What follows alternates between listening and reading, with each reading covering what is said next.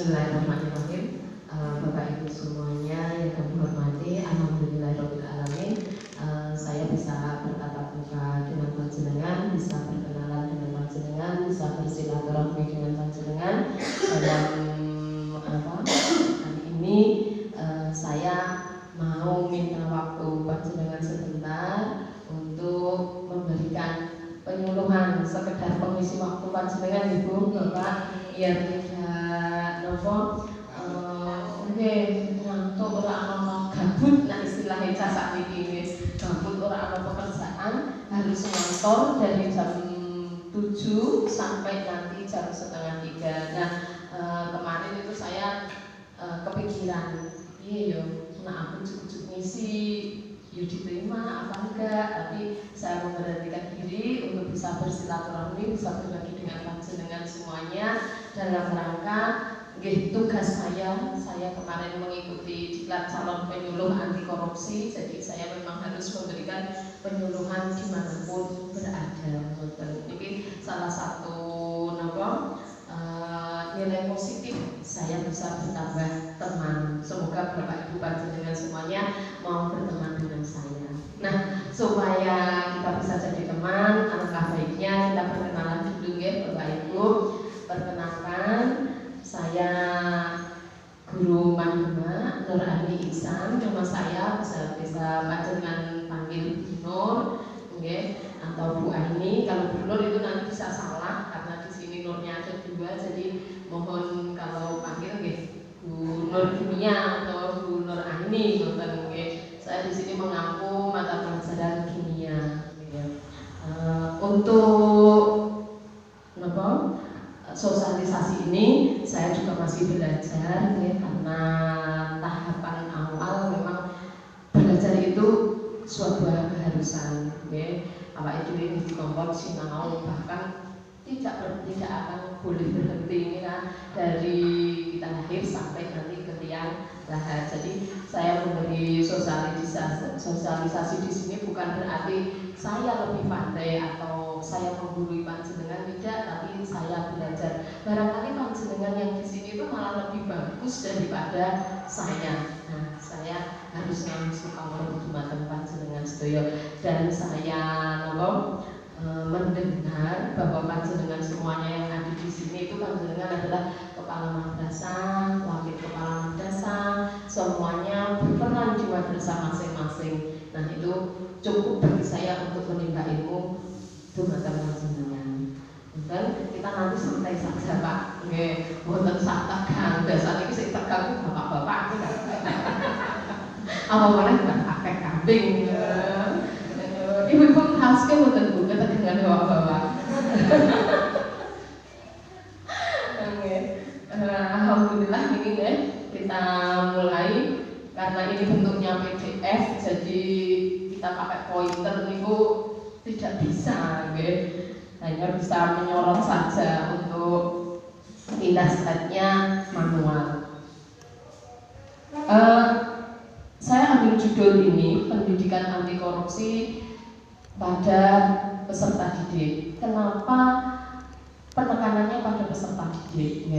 Kita lihat potret siswa-siswi kita, ketika di sekolah mereka sangat bahagia dengan kegiatan mereka. Ada yang berekstra, ada yang dia berkelompok, kemudian dia berolimpiade. Mereka sangat sekali enjoy. Nah, disitulah peran kita. Ketika anak-anak itu dalam keadaan happy, keadaan bahagia, suasana belajar, saatnya lah di situ kita istilahnya menitipkan pesan bahwa pendidikan anti korupsi itu harus mereka kenal dan harus kita tanamkan sejak dini. Karena apa?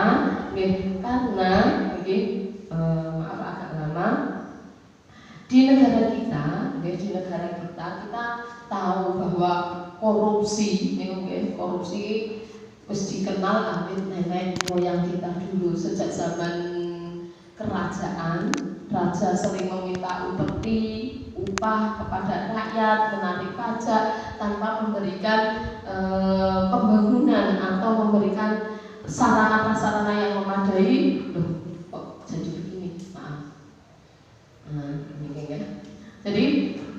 ketika zaman dulu di kerajaan itu mereka harus mentor upeti kepada kerajaan. Kadang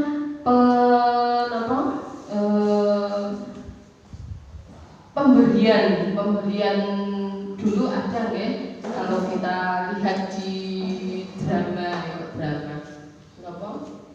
perwayangan yang Mahabharata itu ada penyetoran pajak yang harus diberikan tapi penyebaran berasnya tidak diberlakukan secara adil, dan itu salah satu bentuk korupsi saat di zaman kerajaan dahulu. Kemudian diteruskan pada zaman penjajahan pada waktu Belanda ini yang paling lama, 350 tahun lebih. Kita dalam nenek moyang kita dalam keadaan yang tertekan, tersiksa, harus dipaksa kerja rodi. Padahal waktu itu seharusnya kerja rodi itu ada upahnya, dikei gaji, tapi ternyata tidak diberi. Mereka harus bekerja dari jam sekian sampai jam sekian setiap harinya tanpa diberi makanan atau penghidupan yang layak. Padahal pemerintah Belanda itu ada anggarannya. Jadi anggaran itu tidak didiskusikan kepada rakyat, mereka korupsi sendiri. Pada Orde Baru masa sekarang, Masya Allah, kita lihat meskipun sudah ada KPK, mereka berusaha keras, mereka berupaya bagaimana mencegah korupsi, kemudian menanggulangi, menindak atas kejahatan korupsi yang ada, tapi tetap saja kejahatan itu tetap berlangsung. Nomornya ditambah dengan kecanggihan sistem teknologi sekarang, ketoke digawe samar-samar orang korupsi, padahal ya tetap itu adalah korupsi. Jadi sekarang itu di era Orde Baru itu malah kayak sistematis, mulai dari bawah sampai dengan atas itu sudah melakukan korupsi yang paling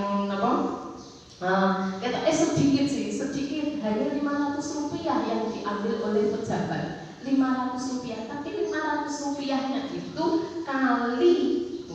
dikalikan jumlah jiwa yang ada di Indonesia. Niku sing EKTP itu kan 500 rupiah.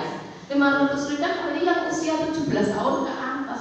Bayangkan kisah Indonesia misal 150 juta berarti 150 juta kali 500. Udang, sing udang itu juga hanya berapa? 200 rupiah. Ketoke wong cilik. Tapi ternyata ketika satu kantong, kantong plastik nih kok isinya bisa sampai 2000. Berapa kantong? Ping 200 rupiah, Masya Allah. Dan nanti apakah itu bisa kembali ke negara? Tidak bisa kembali. Yang bisa hanya berapa persen, tidak mencapai 50% pun tidak. Dan terus uang itu kemana? Ya maling itu mesti pinter tapi pinter-pinter maling apa itu ya kudu pinter. Tapi ternyata sampai sekarang penindakan korupsi itu belum bisa seutuhnya uang yang dikorupsi itu kembali ke negara. Bahkan negaranya apa itu tombok. Nah sing nomboki sapa? Kita ternyata yang nomboki. Panjenengan merasakan enggak? Pajak saya suwe saya enggak. Subsidi semakin lama semakin sedikit. Fasilitas yang harusnya kita miliki sekarang sudah mulai dihilangkan. Minyak tanah dulu ada, sekarang hilang. Pertalite mulai langka, solar juga langka, LPG sudah ada pembatasan. Jadi itu karena apa? Pemerintah akhirnya muter, pikirannya diputer. Piye carane aku iso tetap nyukupi tapi omongnya duit pun semene. Akhirnya ya itu subsidi dikurangi. Gara-gara apa? Gara-gara dikorupsi oleh para pejabat. Nah, apakah pemerintah sekarang diam saja? Tidak, Bapak Ibu.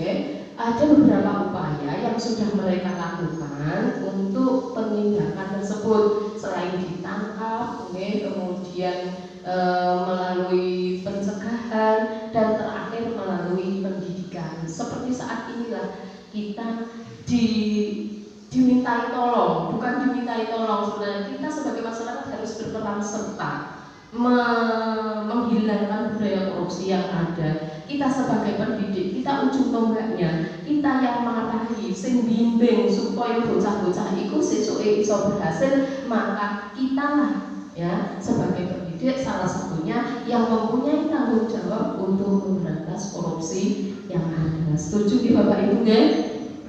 Semoga kita dimudahkan dalam mendidik, membimbing putra-putri kita, dan semoga putra-putri kita seperti yang kita harapkan, mereka berhasil dalam cita-citanya, tapi menjadi pribadi yang berakhlakul karimah sehingga tindak korupsi bisa ditiadakan.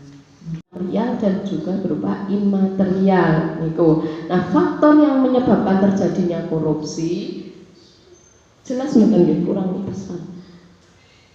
Niku menurut ada beberapa pakar yang menyatakan bahwa korupsi itu bisa terjadi karena adanya kekuasaan, adanya kekuasaan yang dimiliki secara otoritas, dimonopoli. Jadi ketika ada suatu pimpinan yang memiliki otoritas penuh, dia bisa memonopoli, dia bisa menjadi manusia yang tidak bertanggung jawab. Makanya nak jadi pimpinan, itu biar salah satunya ini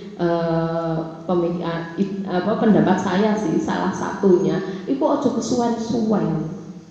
Nah, harus kesuwen, kira akhirnya kita lihat saja rezimnya Soeharto, kira Pak, itu saking suwene rakyat diakusi ora pati kroso, bahkan dia turun juga harus karena di demo, kira awake dhewe kan ra enak nanti di demo itu. Nah, faktor penyebab yang lain menurut teorinya Gale itu ada 4. Corruption by need, by greed, by opportunity, by experience. Nah, yang pertama adalah corruption by need. Corruption by need. Need artinya kebutuhan. Karena terdesak oleh kebutuhan, akhirnya melakukan korupsi. Nah, inilah yang wajib kita perbaiki mindset kita. Awake dhewe iki urip itu jangan hanya memenuhi kebutuhan, karena memenuhi kebutuhan, tapi kita hidup itu ya sewajarnya. Nak memang kita biasanya butuh ini dalam artian bukan butuh yang secara primer, Ibu. Butuhnya itu biasanya nak cewek itu karena saiki pada glowing, pada glowing, akhirnya harus ada perawatan.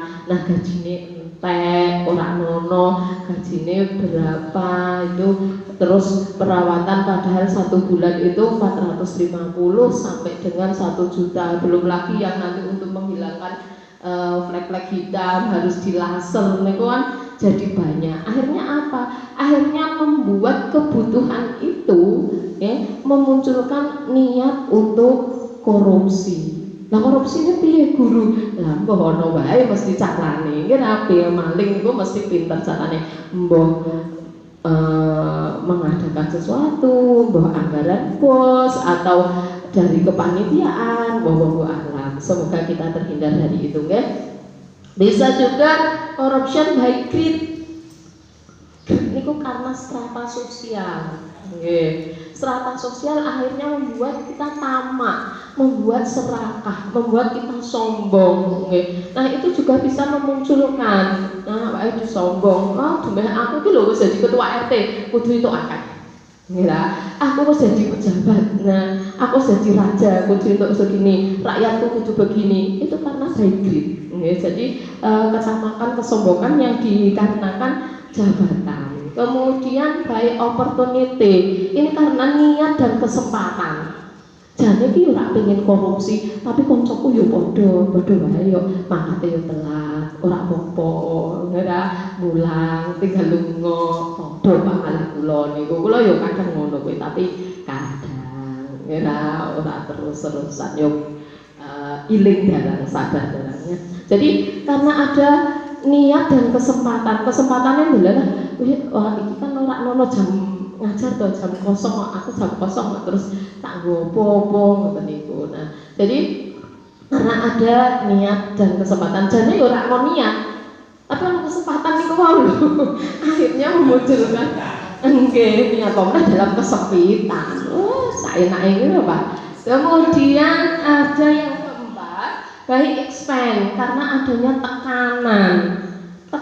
tekanan dari atasan. Jadi dijak korupsi berjamaah bareng-bareng, atau kamu harus nyetor, kowe mau jadi DPK P3K apa gak? Nak mau jadi P3K 150 juta, kamu mau jadi kepala sekolah apa gak?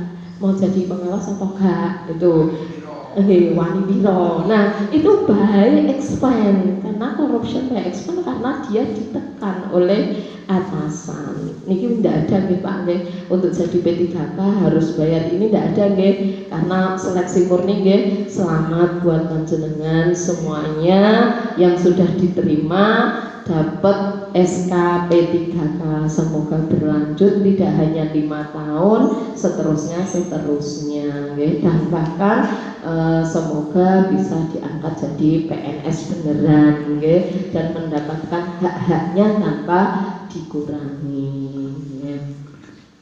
Kemudian berikutnya Pak, ada juga faktor penyebab korupsi itu yang dikarenakan ini Pak, yang beda, rasionalisasi. Artinya apa? Pinter gawe alasan di logika dhewe sing kira-kira logika itu akan membenarkan perbuatannya sendiri. Nggih, wah gampangane ngomong akal-akalan. Lho ya rak pokoe mange napa misal nggih apa ya? Kita ambil SK tanda tangan 160 misale ngoten nggih. Lah emangnya SK-mu teko-teko dhewe ngono. Aku ya kudu jupuk saka kono dari Kanwil, terus butuh bensin. Nah, ning kono apa ya langsung begitu datang jaluk. Nah, itu akhirnya dia merasionalisasi sendiri, membenarkan perbuatannya sendiri, melogika sing sekira-kirane iku iso dianggap bener karo wong liya. Nah, ini biasanya itu dilakukan oleh orang pandai. Nggih, apa meneh asing ngerti hadis. Wah, hadis itu dasar nggih nah. Nggih, untung kula guru kimia lak ngerti hadis. Jadi napa kita tidak bisa, tapi ini mohon maaf nggih, itu biasanya dilakukan oleh orang-orang yang memang tidak bertanggung jawab. Dan nah untuk yang opportunity sama pressure itu tadi sudah. Pressure ini napa nggih? Karena dia di samping tekanan juga kebutuhan. Misal diutang, pegawai negeri ini biasanya nak utang untuk zakat biasane nggih. Jadi akeh-akeh tuku mobil utang dhisik, tuku omah utang dhisik, akhirnya gajine entek dienggo nyarutang. Ketika gajian sing ditampa mung sithik, padahal mau bojone butuh glowing nggih. Nah, akhirnya ini jadi untuk membuka kesempatan bisa korupsi. Lanjut Pak ya. Nah, sekarang gimana langkah kita? Awake dhewe iki jadi pendidik. Jadi pendidik itu panjenengan niku paksaan nopo panggilan jiwa? Panggilan jiwa asli nggih. Alhamdulillah. Nak niku berarti monggo betul-betul seutuhnya. Betul-betul seutuhnya. Kalau cerita sedikit Pak, saya dulu itu waktu SMA pengennya ning geografi UGM, teknik geografi UGM. Okay. Berarti kan aku pun bener jadi guru gitu Pak, cita-citanya ning kono. Terus tidak direstui, ya berarti tak iso mlebu. Saya orang tua ini ngotot, pokoknya itu jadi guru.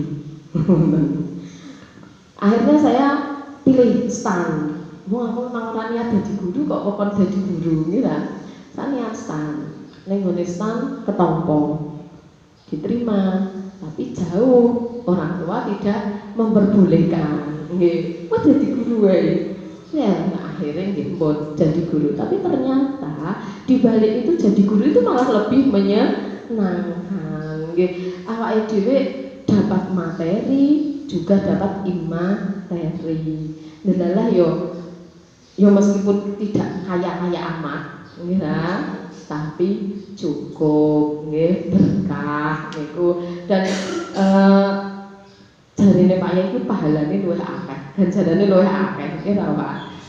Nggih, jadi ganjarane luwih akeh. Ternyata memang betul. Jadi pendidik itu juga menyenangkan. Dan apalagi panjenengan yang sudah betul-betul jadi dari panggilan jiwa, ini sangat-sangat menjiwai berarti. Dan meskipun ada ya tetap ditempuh, mesti nggih. Ambok mulai sore ya kumpul karo bocah-bocah seneng. Dan jadi nah di sini kita sebagai pendidik niku nggih, kita harus memberi contoh. Ora iso bocah ki mung diajari teori tok. Cah, kowe iki lho, nak mangkat aja telat. Jam itu kudune wis ning jero kelas. Tapi kita kan kadang telat, ya ora iso. Nah, kita harus memberi contoh real kepada siswa. Guru digugu lan ditiru. Nah, jadi kita harus memberi contoh. Tidak hanya kita yang ada di madrasah, siapapun itu, nggih. Jadi dari bapak bomnya, kemudian dari guru-guru yang lain, wanaseknya, kamatnya, itu juga harus memberi contoh. Contoh sing ora usah muluk-muluk. Datanglah tepat waktu, berilah senyum, ajak anak berlaku jujur, wayahe tes ulangan, ojo nyontoh. Saya tuh sering bilang sama anak-anak gini, jane kowe butuh ilmu apa butuh biji? Nak kowe butuh biji, kowe jaluk piro? Langsung wae ngomong karo Bu Nur Aini.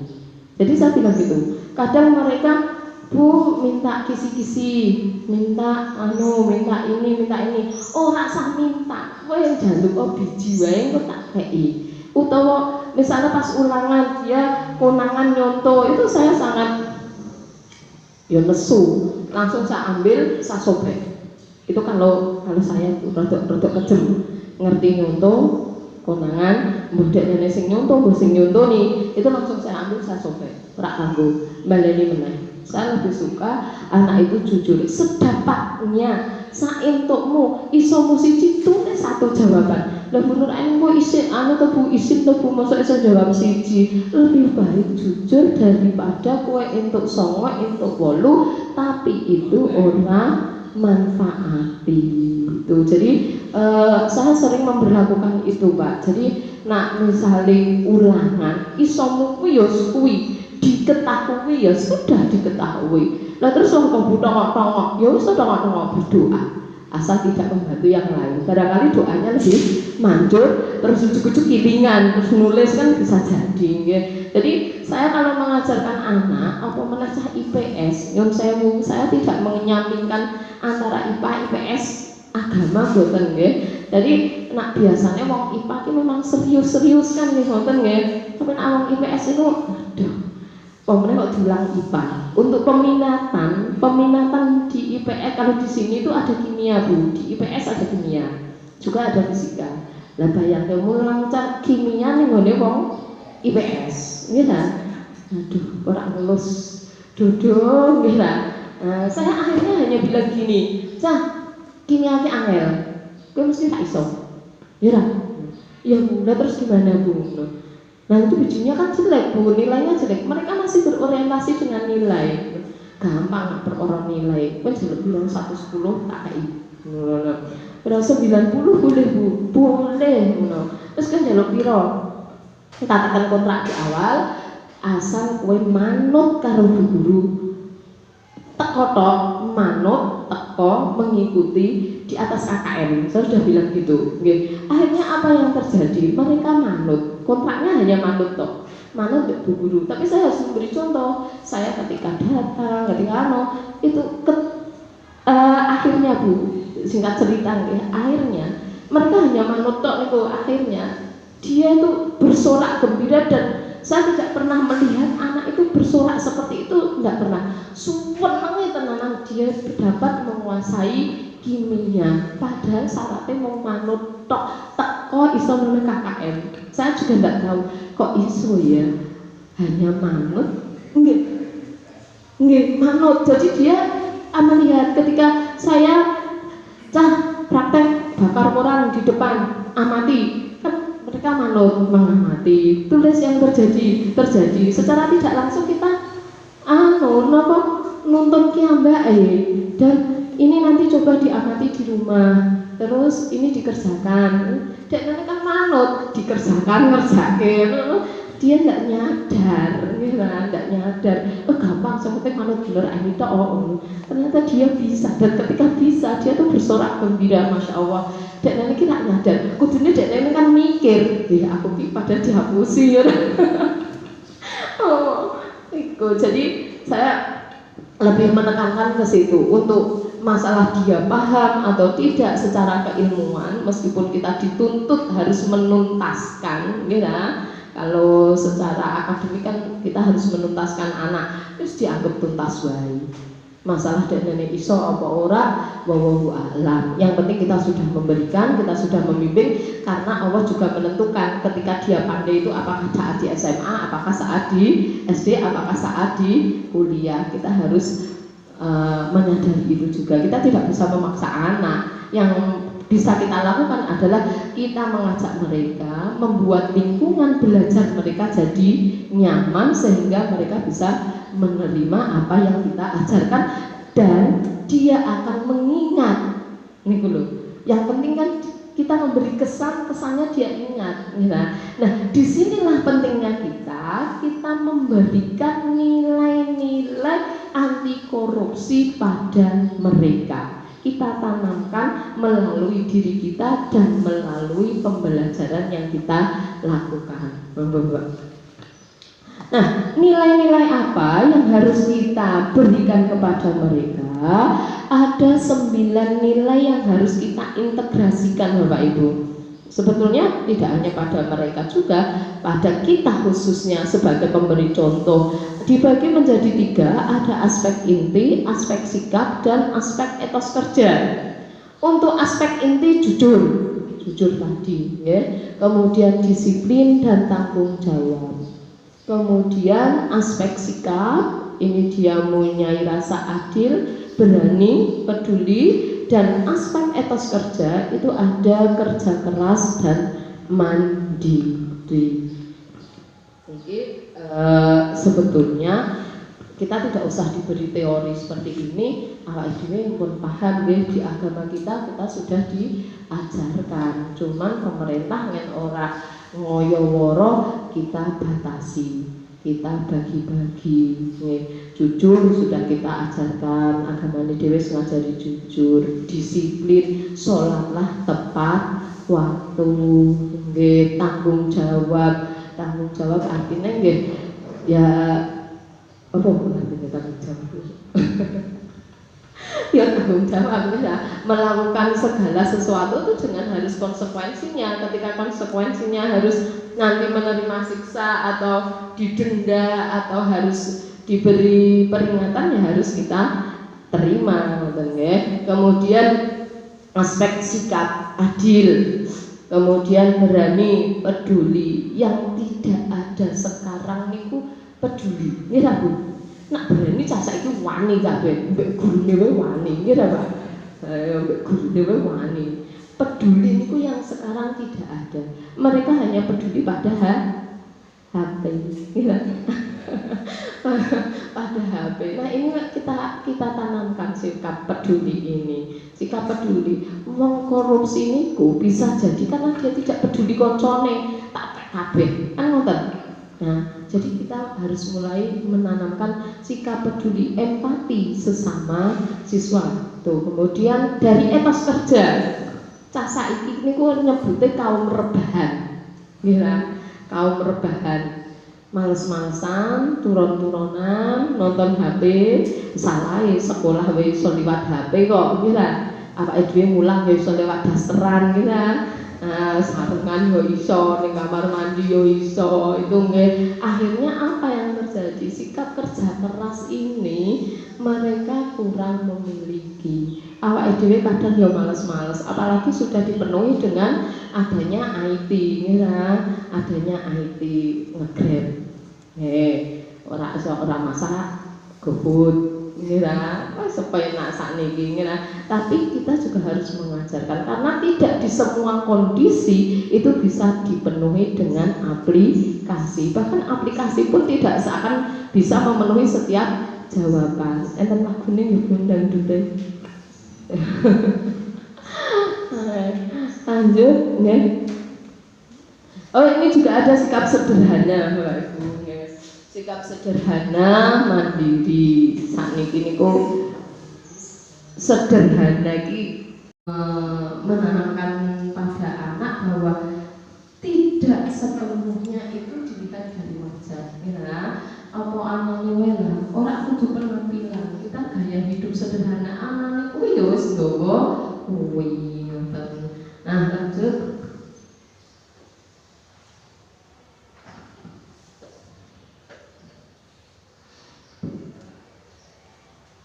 Ini Bapak Ibu sekedar pemikiran saya saja. Jadi menawi panjenengan nanti punya model yang lain, monggo bisa kita diskusikan atau panjenengan bisa sharingkan. Jadi untuk menanamkan nilai anti korupsi pada siswa didik itu bisa melalui 3 cara. Bisa kita integrasikan melalui kegiatan ekstrakurikuler, bisa melalui insersi dalam mata pelajaran, bisa melalui pembudayaan kebiasaan dan kegiatan baik di madrasah. Jadi yang pertama, Mbak Edi, yang pertama, melalui kegiatan ekstrakurikuler di sekolah panjenengan masih banyak ekstra, ya, Bapak Ibu. Nah, pramuka dimanapun ada kira pramuka. Nah, kemudian ada ekstra yang lain, ekstra baru ini adalah ekstra khusus pendidikan anti korupsi. Dan di sini kita ini belum ada yang semadrasah mempunyai ekstra khusus pendidikan anti korupsi. Apa itu ekstra khusus pendidikan anti korupsi? Jadi seperti ekstra biasa, tapi kegiatannya itu insidental dan kegiatannya adalah pembentukan karakter. Jadi misal di ekstra itu suatu saat mendatangkan dari KPK, karena anti korupsi itu langsung bentukan dari KPK. Jadi kita mendatangkan penyuluhnya langsung dari KPK, kemudian nanti anak didik itu akan diberi permainan bisa berupa permainan edukatif, di mana nanti endingnya itu adalah pembentukan karakter dan pembentukan role model. Jadi siswa tersebut dijadikan role model bagi siswa-siswa yang lain. Itu bisa juga anelan lewat pramuka, wis ono dasar dharma. Nah itu juga kalau dasar dharma kita lakukan betul-betul, kita aplikasikan, wis korupsi juga sudah tidak akan muncul, akan hilang. Tapi kadang sebatas hanya dihafal. Kira dasar dharma pramuka, satu pramuka itu kira sama sudah lupa. Kemudian melalui kegiatan OSIS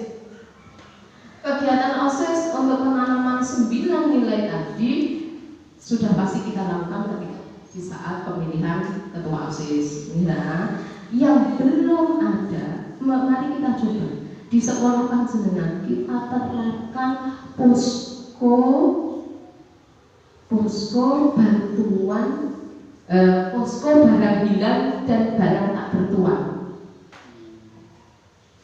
Ya, itu yang belum ada. Biasanya nak nemu duit kan terus diumumkan, halo, ini ada uang 20 ribu. Siapa yang merasa kehilangan di depan kantin atau di mana, itu mencoba kita buat posko. Uang itu kita serahkan, ada poskonya, kemudian kita tulis di mana ini ditemukannya, jam berapa, terus baru kita umumkan ketika nanti ada anak kita sama atau tidak, itu baru kita bisa berikan. Nah, di situ kita bisa ngecek anak ini jujur atau tidak.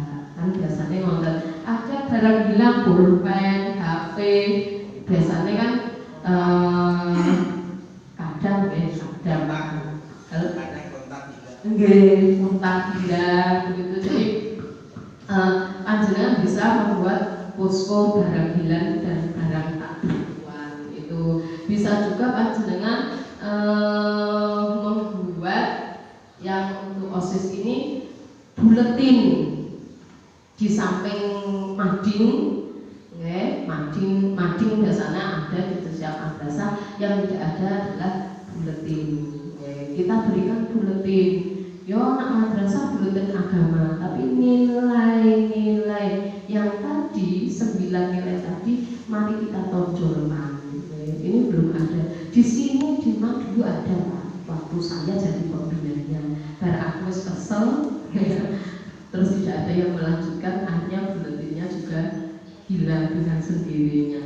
Saya kira mulai kita bisa memotivasi teman yang lain, tidak harus kita. Ya, kita bisa menjadi motivator, penyemangat yang lain, tapi juga kita harus memberi contoh. Banyak sekali sebetulnya di kegiatan OSIS yang bisa kita lakukan untuk menanamkan nilai 9 tadi. Lanjut, Bapak Haji. Yang kedua, ini yang kedua melalui insersi dalam mata pelajaran. Insersi adalah, insersi istilah baru, melekatkan pendidikan anti korupsi pada materi yang sudah ada tanpa membuat materi yang baru. Misal kimia rasa yang judulnya DKI pendidikan anti korupsi di kimia, tidak usah. Di kimia pembukaan materi awal itu metode ilmiah, dan di situ sudah ada langkah-langkah ilmiah. Okay. Nah, kalau kita sudah menerapkan itu, kita sudah menerapkan itu dengan metode ilmiah, kita pembelajarannya kita rancang sedemikian rupa dan melibatkan siswa, kemudian kita bentuk jejaring, maka pembelajaran yang akan terjadi dirasakan oleh anak itu akan berbeda. Jadi misal kimia tadi yang pertama adalah metode ilmiah. Metode ilmiah kita bawa anak keluar,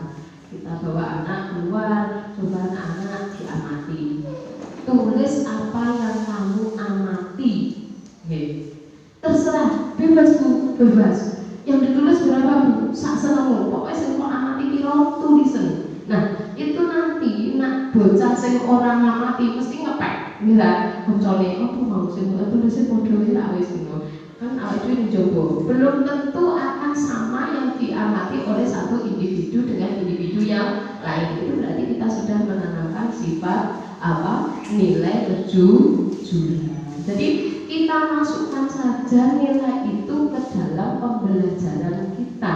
Ora sak gawe materi sing anyar. Kesulitan tidak ada kurikulumnya. Meskipun di kurikulum Merdeka ini pendidikan anti korupsi harus dimasukkan melalui profil pelajar Pancasila. Panjenengan sudah baca semua ini? siap pakai kurikulum Merdeka? Saendahe kurikulum Merdeka itu merdeka sakarepe awake dhewe Pak. Jadi kita bisa menentukan bagaimana gaya belajar kita, bagaimana metode belajar kita, bagaimana model pembelajaran kita yang akan lakukan di kelas. Dan anak pun bisa memilih, bisa memilih. Aku caranya belajar ambek turu kok Bu, ambek guyu, ambek pinggir, ambek diskusi, monggo. Kita masuk anak jadi ngumpet lah Bu. Ya, gurunya pengen gini, sebelum siswanya pengen gini. Makanya yang kedua ini kita harus melibatkan peserta didik, tidak ngomong. Nah, iki materi ini, maaf nih kalau saya contohnya dari kimia ya. Materi ini bisa dari SKI. Materi ini tentang khulafaur rasyidin. Aja kuwi sing khulafaur rasyidin sing saiki iku. Dinasti Utsman. Biyen nonton film Cah. Kan itu Pak, filmnya mesti seneng. Ya, seneng. Kita libatkan anak. Kita kasih tontonan. Tapi sebelumnya kita harus merancang dulu. Merancang nonton film terus piye? Bocah tak apa yang harus mereka tulis, apa yang harus mereka ambil. Kita harus merancang terlebih dahulu. Nah, itu mesti seneng. Kita nggak usah SKI kok nerangke cerita terus kesel. Wis tutuke kesel. Cak nonton film baik. Cak nonton film apa itu? Yang pertama juga slow, dakonnya ringan-ringan, baru setelah itu menjurus ke pelajaran. Itu bisa kita bisa kita pakai cara seperti itu. Dan kita harus nak kerja diri. Kita enak iso. Kita harus menyiapkan jejaring. Jejaring itu artinya apa? Kita harus bekerja sama dengan orang lain, entah itu siswa, entah itu guru yang satu rumpun atau beda rumpun. Barangkali kan kita ada yang tadi SKI. Nah, aku lah iso boleh filmnya di ya, hanya guru yang lain. Dinasti Utsman itu kan ada banyak berapa. Tidak harus Utsman misalnya, ya, yang apa Pak? Pelajaran apa Pak? Matematika. Nah, ini malah sudah ada Pak, buku matematika yang anti korupsi sudah ada. Karangannya Bu Iin Purwati. Sudah dipublikasikan dari 2019. Dalam?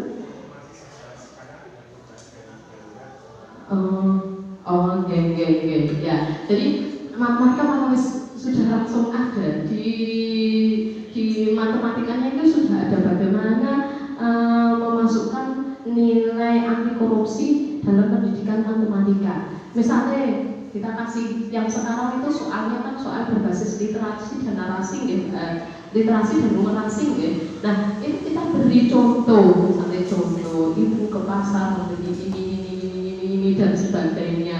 Terus misalnya uang segini, silahkan jawab sak isomu. Enggak mesti ono sisane tak buku permen. Lucu-lucu aja seperti itu. Jadi kita bisa memasukkan anak itu tadi bertanggung jawab, mandiri, kemudian dia berani ketika dia tadi bilang saya ruangannya tak butuh permen, habis sisanya habis, benar ini habis dan tak butuh permen, dia berani mengungkapkan pendapatnya dengan tanggung jawab lagi. Lanjut, yang ketiga tadi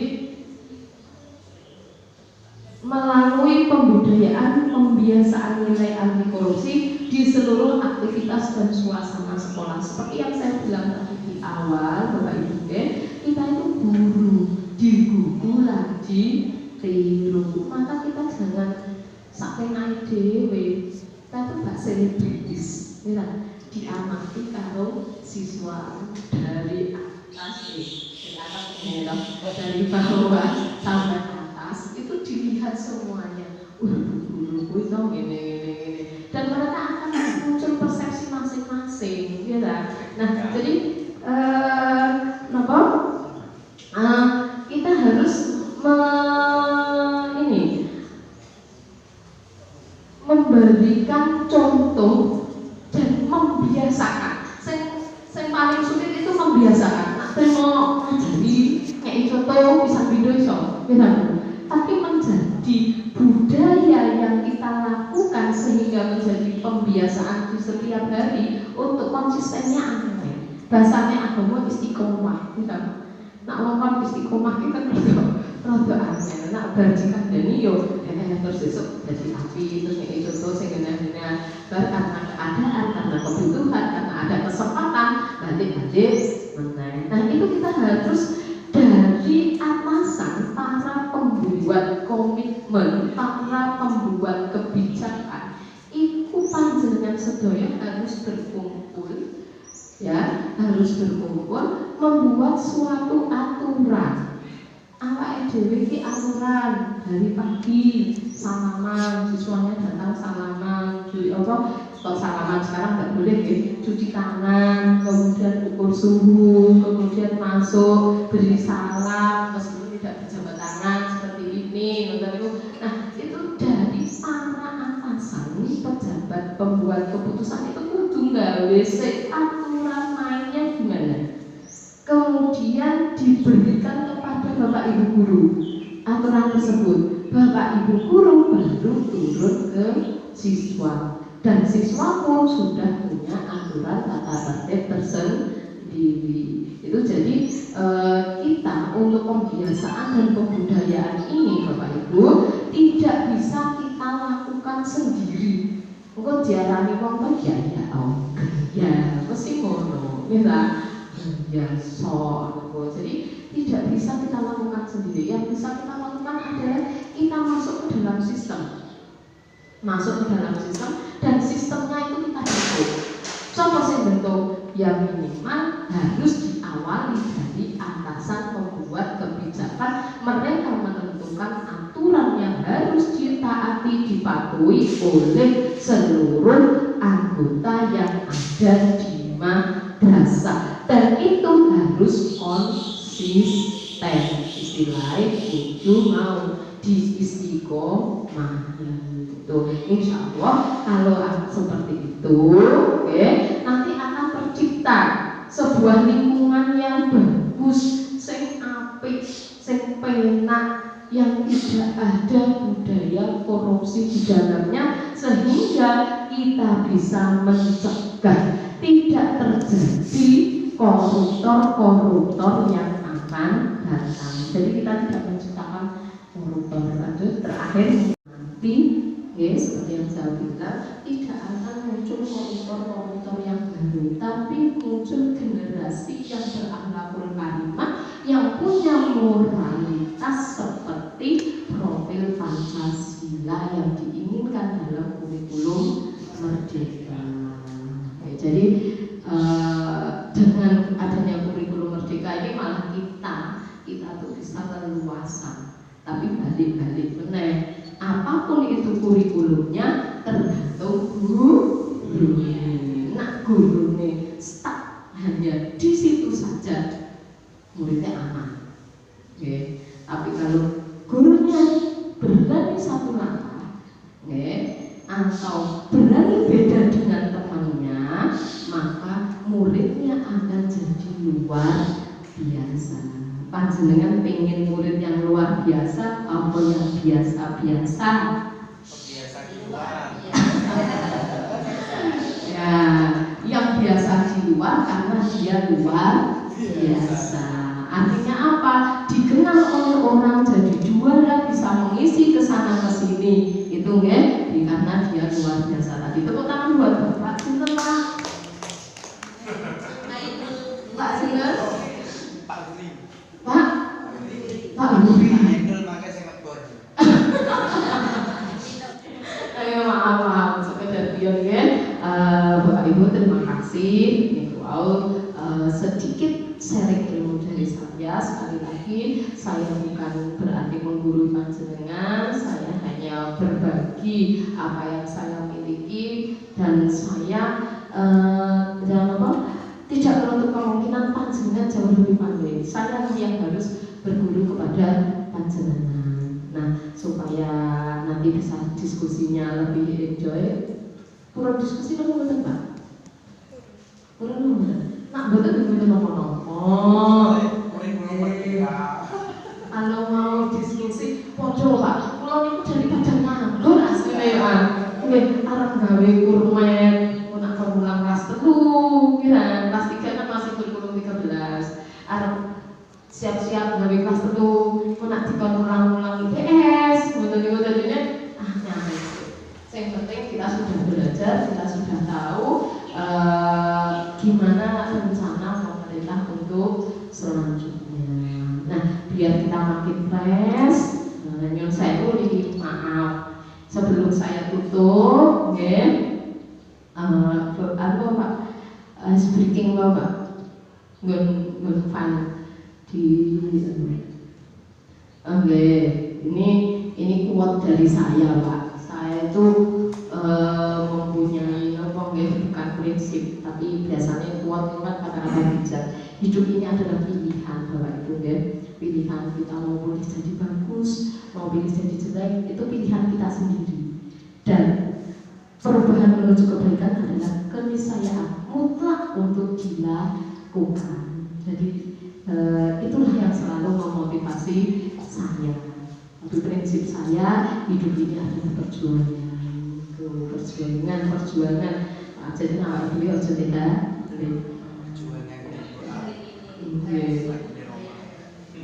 Yes, Bu.